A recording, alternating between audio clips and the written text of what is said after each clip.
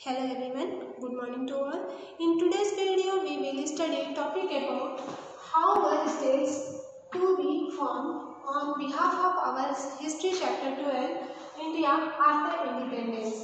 हम आज इस वीडियो में जो हमारी हिस्ट्री का चैप्टर 12 है स्वतंत्रता के बाद इंडिया का, वो उसके अंतर्गत जो टॉपिक है राज्यों का गठन कैसे किया जाए ये हम स्टडी करेंगे. So let's start this video. First, after independence, in 1920, the India National Congress amended its constitution and reorganized its regional branches on the basis of linguistic group. Independence मिलने के बाद जो 1920 में कांग्रेस ने आज़ादी के बाद यह प्रॉमिस किया था कि प्रत्येक राज्य का प्रत्येक जो भी मतलब भाषाई समूह होंगे उनको एक प्रोविंस दिया जाएगा. तो 1920 के दशक में फ्रीडम स्ट्रगल की जो मेन पार्टी थी इंडियन नेशनल कांग्रेस, ये मेन पार्टी थी. उन्होंने had promised that once the country won independence, एक बार कंट्री को मतलब इंडिपेंडेंस मिल जाएगा तो each major linguistic group would have its own province. Linguistic means relating to language, मतलब जितने भी linguistic ग्रुप होंगे उनका अपना एक प्रोविंस होगा. उन्होंने ये प्रॉमिस किया था. उन्होंने मीन्स इंडियन नेशनल कांग्रेस जो कि मेन पार्टी थी फ्रीडम स्ट्रगल की. तो however after independence the Congress did not take any steps to honor this promise. और इंडिपेंडेंस मिलने के बाद जो कांग्रेस थी उन्होंने अपने जो प्रॉमिस थे उसके लिए कोई भी स्टेप्स नहीं लिया. For India had been divided on the basis of religion, क्योंकि उन्होंने अपने जो प्रॉमिस थे उस पर कोई स्टेप नहीं लिया क्योंकि इंडिया जो था वो धर्म के आधार पर बट रहा था. और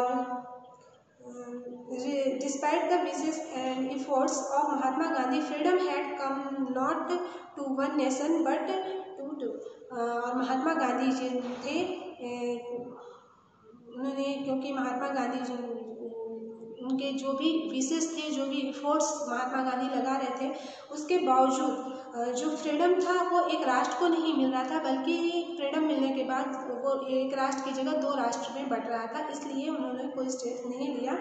as a result of the partition of India, more than 1 million people had been killed in riots between Hindus and Muslims.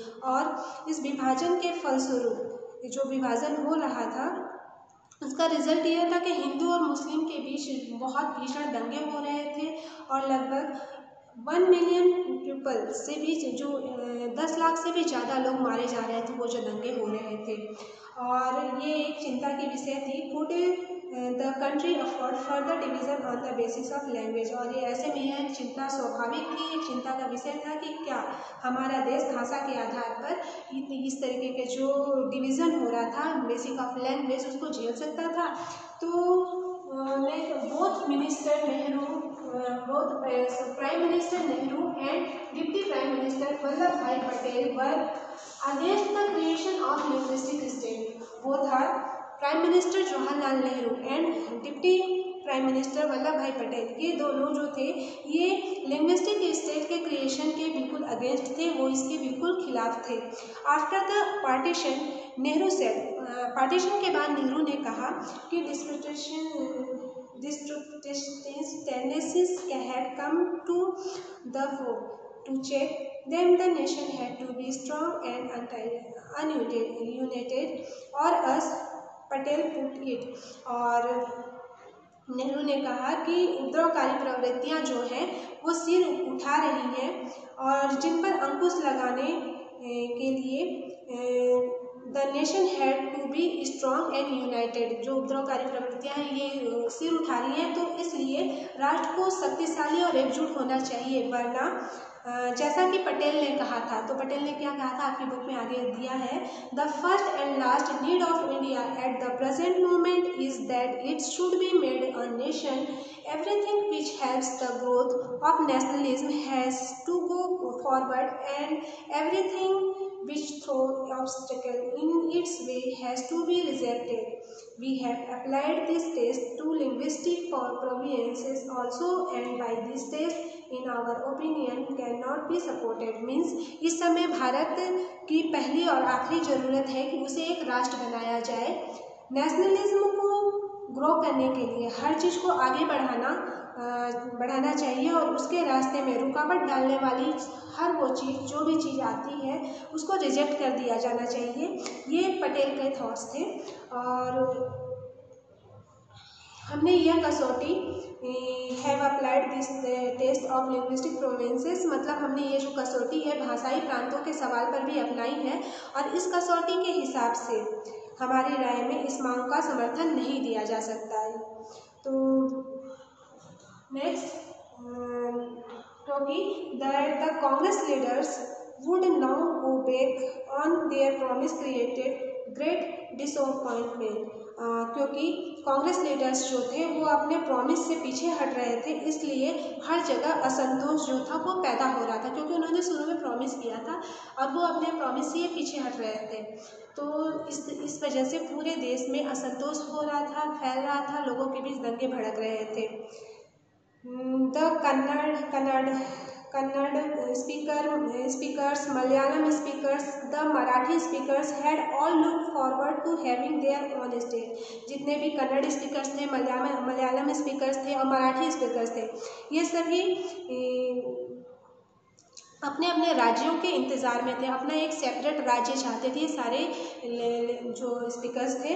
और सबसे गहरा जो असंतोष था, सबसे ज़्यादा the strongest protest however came from the Telugu speaking district of what was the Madras presidency. और सबसे ज़्यादा गहरा असंतोष जो था वो मद्रास प्रेसिडेंसी के तेलुगु भाषा जिला में दिखाई दिया। तो when Nehru went 1952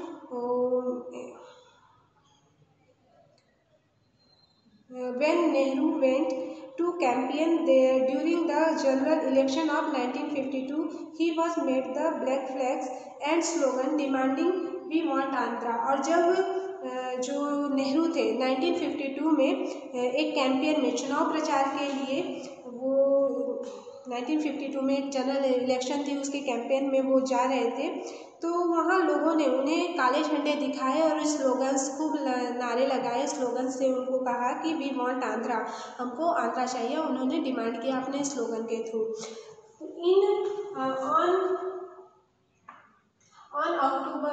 In October 1952, a veteran Gandhian man, Potty Sri Ramalu, went on a hunger strike demanding the formation of Andhra Pradesh to protect the interest of Telugu speaking people.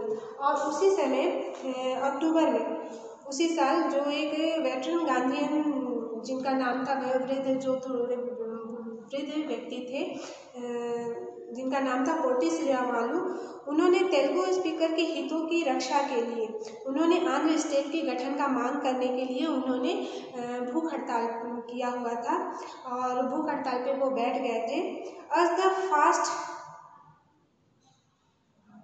As the fast went on, it attracted much support।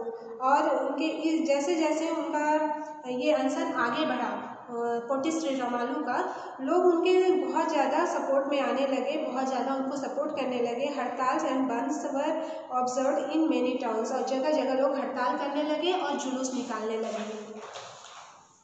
On 15 December 1952, 58 days into his fast, Potty Sriramalu died.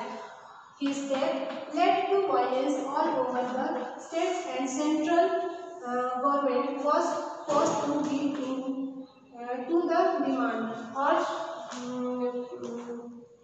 15 दिसंबर 1952 को 58 days के fast के दौरान जो पोटी श्रीरामालू थे उनका निधन हो गया, वो डाइड हो गए। और as a newspaper put it, the news of the passing away of Sriramulu entire Andhra in chaos. Means Sriramulu के देहांत की खबर ने पूरे आंध्र को बिल्कुल अस्त व्यस्त कर दिया। और सब the protest protests were so widespread and intense that the central government was forced to give in to the demand thus।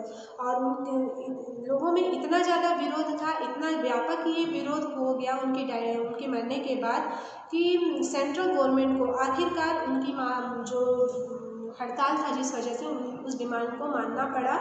और जैसे ही उनकी सेंट्रल गवर्नमेंट ने उनकी डिमांड को माना तो on 1 October 1953 the new state of Andhra Pradesh was created. Means जो 1 अक्टूबर 1952 को आंध्र प्रदेश के रूप में एक नए राज्य का गठन हुआ जो बाद में आंध्र प्रदेश बना। So viewers, in today's class we studied topic how our state will be formed, and in this video we studied first part of this topic. Next topic of this topic we will study in our next video. Thank you for watching.